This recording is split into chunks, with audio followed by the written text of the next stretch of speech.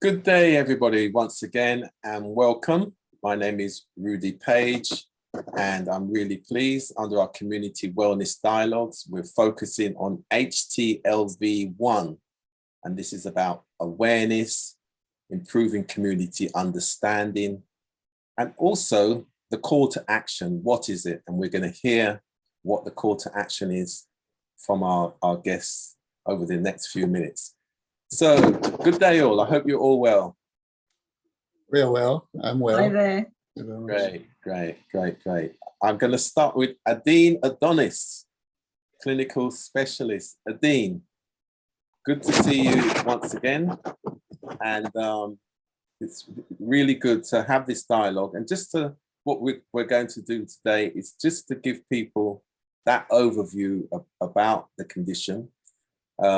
Because in the UK, more than 22,000 people are infected with the virus HTLV1. The majority of these people come from areas such as Africa, the Caribbean, what we now know as the Windrush generations living and their descendants within the UK, South America, and particularly Brazil. So we're really pleased that you've been able to join us with your HTLV warriors.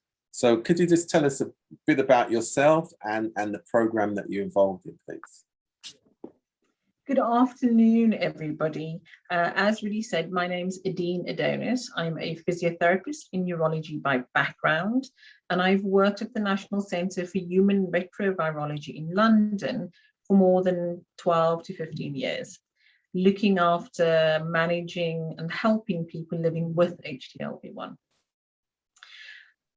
This specific session is dedicated to understanding some of the lived experiences and hearing some of the lived experiences of people who have HTLV1. In 2021, we were successful in obtaining some National Institute for Health Research funding to look and hold some workshops that identified and looked at the lived experiences of people living with HTLV1 and look at what their research priorities are.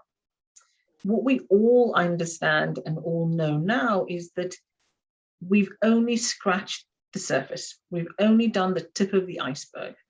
And importantly, the symptoms, the management, the psychological well-being of people living with HTLV1 is totally underrepresented, under-researched, and not really spoken about.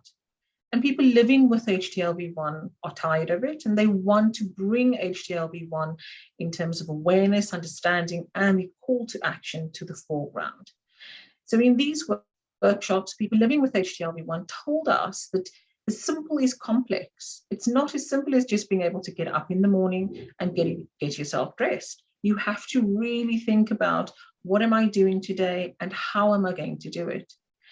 People told us about the indignities that they experience living with HTLV1 when it comes to simple things like bladder management, bowel management, and sexual function. They also tell us how difficult it is looking to do simple things like going to pick up the post from the post office, perhaps, or going out shopping for food. We know and we understand now that these are lived experiences that don't really get talked about. The isolation people feel and the daily challenges that they have are unheard of, and people are keeping it to themselves. And what we want to do in today's session is hear more about it, and what we want to do from our research and from our HTLV Warriors group is explore, expand, understand, and take action. Thank you very much for that overview. And I'm so pleased that we have two of your HTLV1 warriors today we're going to hear from. And I'm going to start with Sue. Sue, how are you? You're on mute.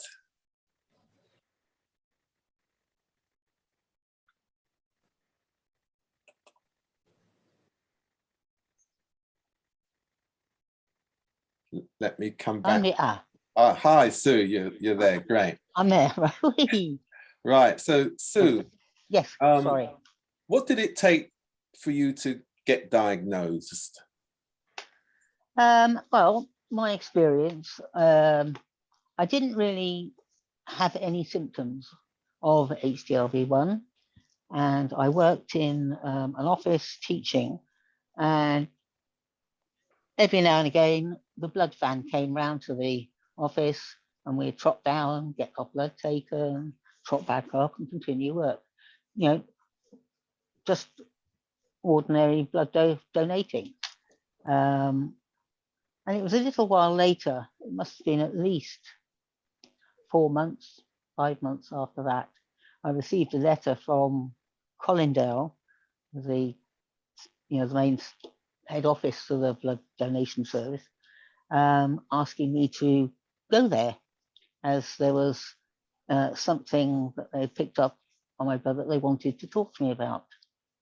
So I went up to Colindale, and they told me that I had this HTLV1. I didn't know. What's that?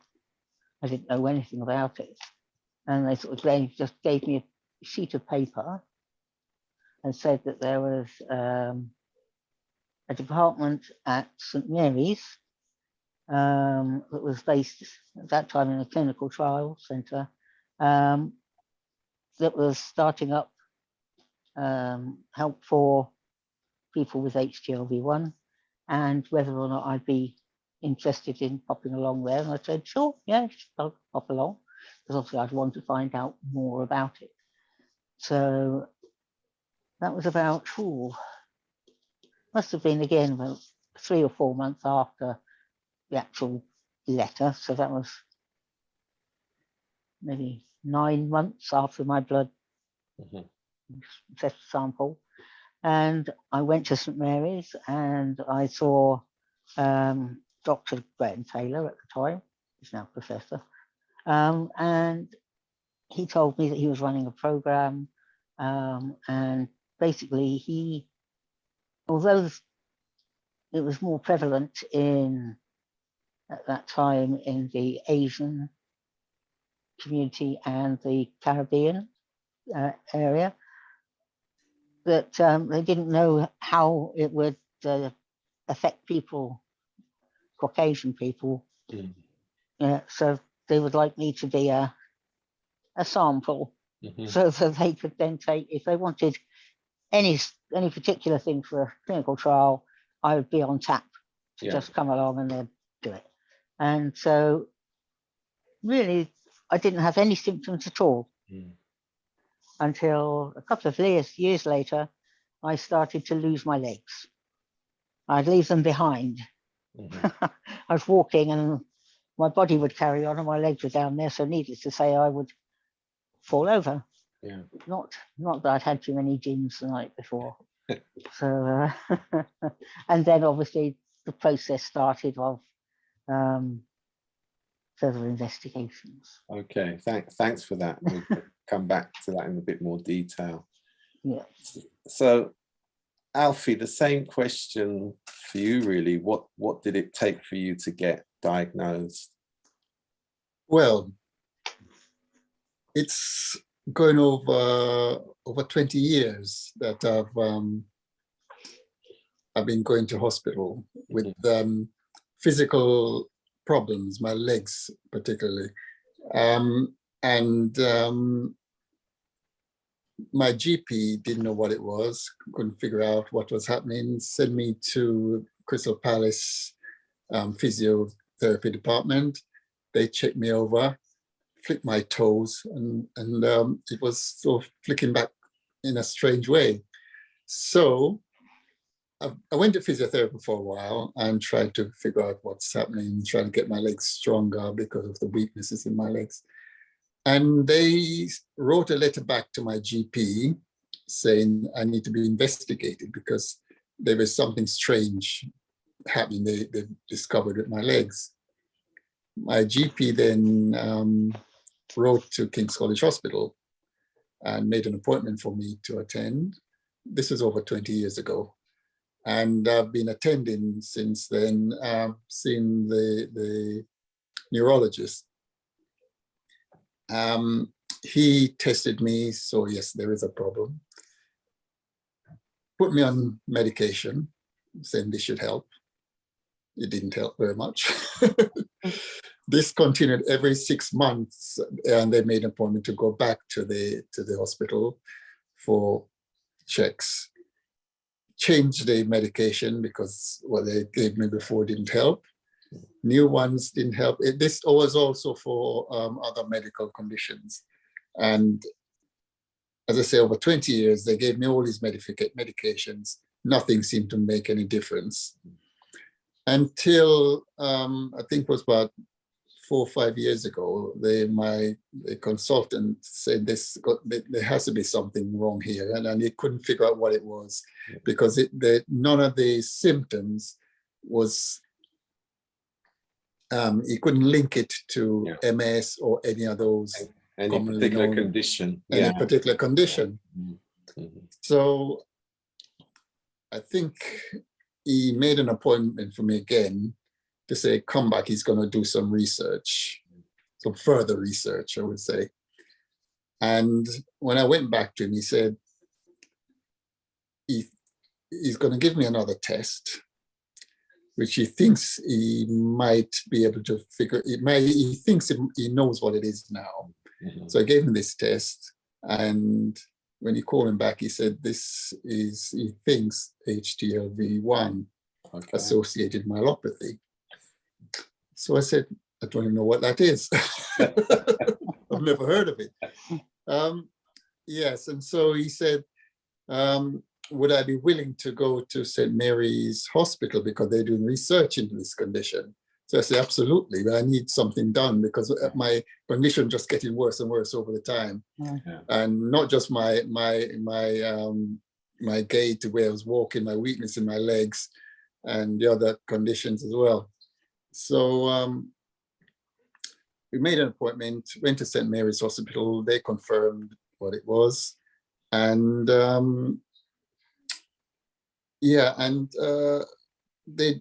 my condition continued. And St. Mary's made an appointment for me to see urologists and a few other specialists.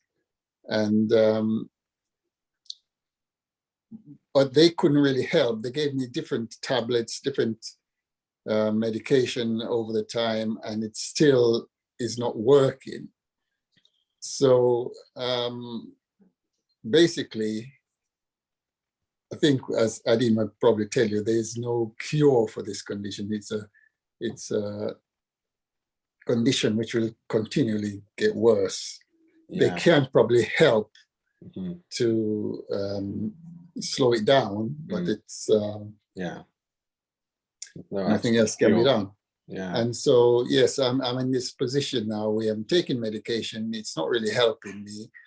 The condition is still happening. It's and I must say, it's gradually getting worse and worse for me. And in fact, that kind of touches on my next subject and or point to ask you both, and is how was being diagnosed and having the condition that you now know that you have, how that has impacted on your daily life. So I'll come back to Sue to answer that, then come back again to you, Alfie. Sure. So yeah. Well,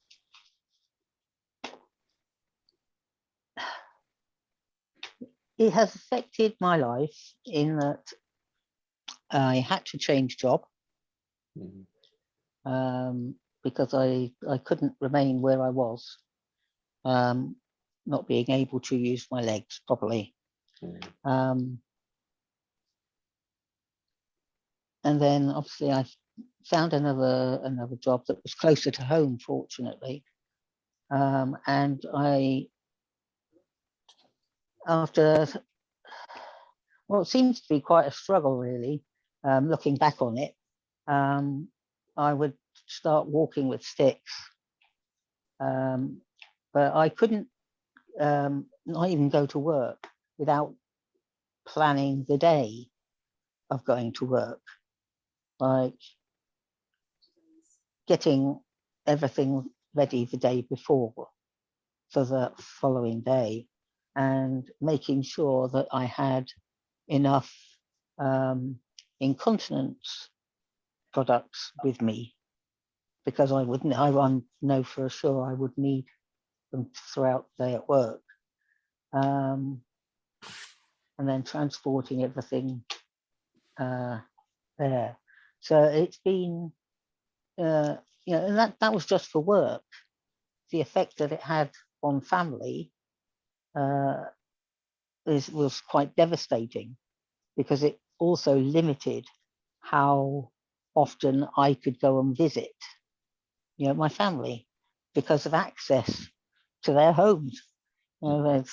Some had steps, quite a few steps leading up to the front door. Now I can't make steps.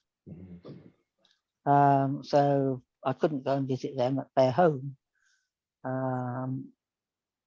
And it was impractical for them to come here. So we'd have to sort of arrange to meet outside maybe at a restaurant.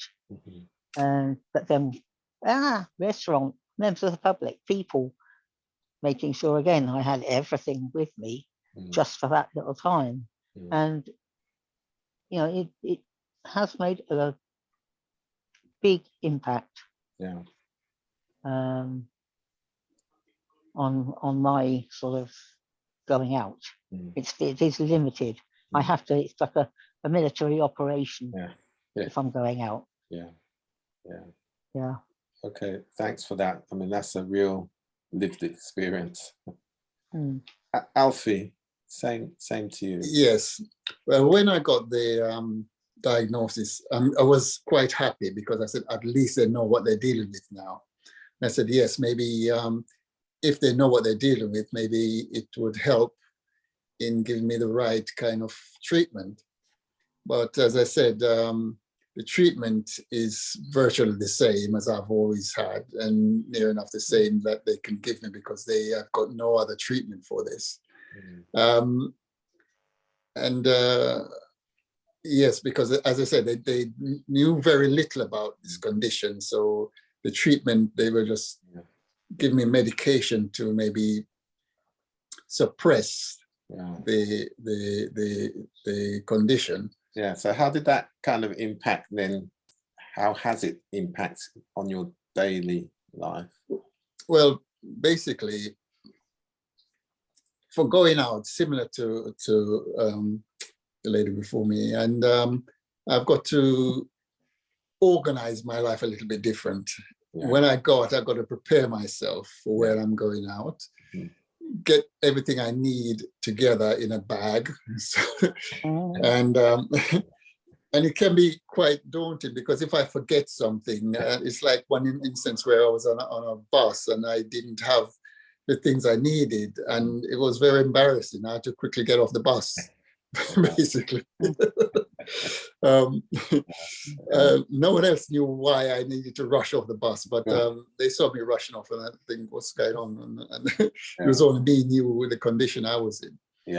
So that was embarrassing for me, but luckily no one else could see my embarrassment. Of course. Okay. So Sue, what are the one or two things you want others to be aware of, other people to be aware of, as it relates to whether they're diagnosed or undiagnosed, I guess? Basically, if they're unsure of any condition, if they think they might have this HTLV1 or a member of their family have it, to get a test, get tested. Get tested. MUST in capitals underlined, must get tested, because then you'll have peace of mind knowing that it isn't or it is. You won't be left in limbo, well, you might have this or you might have that. You will definitely know. And then there is help. You're not alone. So if you are diagnosed, you're not alone in this. There are people who can help you, speak to you, even us little warriors. We can help as well if we can. But yeah, get a test. Even if you've got, if it's like a lower back pain, it's not going away. Well, lower back pain, yes, a wide range of illnesses, diseases start with lower back pain. Oh, go and get a test. Yeah. Don't put up with the misery of the lower back pain, thinking, oh yes, it's just me getting old. No, but get tested for goodness sake, please, please, please. Great. Thanks for that. And Alfie, is there anything that you again feel, following on what Sue said, one or two things that people should know, whether they've been diagnosed or? Yes, because when a few people who've got some physical issues or the medical problems see me and notice the same kind of condition, they say to me, they come to me and ask me what it is. I explain to them and say maybe could be, if the doctors can't figure out what's going on with it, could be the same condition that I have. So maybe you should get tested. And so I would urge people, if they have any physical condition where their GP can't understand what it is, they have got the weaknesses or the medical issues, and they can't understand what's going on with them, get checked, get tested, mention this to their GP, because many practitioners don't even know about this condition. And so that helped to educate them, tell them about people with the same condition, to go and get it checked, find out about it, and educate yourself basically on this, so that you can advise people. Okay, thanks for that. And you certainly, listening to both your stories, that the common theme of your legs definitely sort of came out in both your stories. Yes, that's a myelopathy. And when I went to my physio, they explained that with myelopathy, it will continually get worse. Nothing they can do about it at the present. Thanks for that, both of you, Sue and Alfie. And just before we close, Dean, if you could just give us a final summary. Thank you. You've heard about Sue and Alfie's experiences of having HTLV1 and living with HTLV1. And we know from our workshops that living with HTLV1 and coming to terms with it is really, really difficult. People aren't expecting it. It's complicated, isn't it? Because it affects so many different parts of you as a person. It's isolating, and people notice that they change from the person they were to something that they couldn't identify with necessarily. Life for people living with HTLV1, especially those with myelopathy, is a daily struggle. And it's a daily struggle because the simple has become complex. So from our point of view, I want to emphasize that there is support available, both from the HTLV warriors, as well as from the National Centre for Human Retrovirology at St. Mary's Hospital in London. We want to advocate and ask people to get tested, to call us on 0203 312 6604 if you want to speak to us to identify whether you want to come get tested, or if you have questions, or if you're worried about something. Alternatively, you can email us at imperial.htlv@nhs.net. We are here to support, we are here to help, and we'd love to speak to as many or see as many of you as we possibly can. In summary, I want to re-emphasize that people living with HTLV1 feel very disconnected in terms of what's happening to their bodies, and disconnected from potentially family and friends who are trying to be helpful, but don't really understand what they are going through. And they told us that traveling up to a specialist center was worth the effort and journey, and they appreciated the problem-solving approach that we actually had with them. So please do come and get tested. Do come to your appointments if you are someone who has HTLV1 and has not come for a long time. there is support and there is help. Thank you very much for that. And thank you for all your participation, and goodbye. Thank you. Okay, bye-bye. Bye-bye. Bye.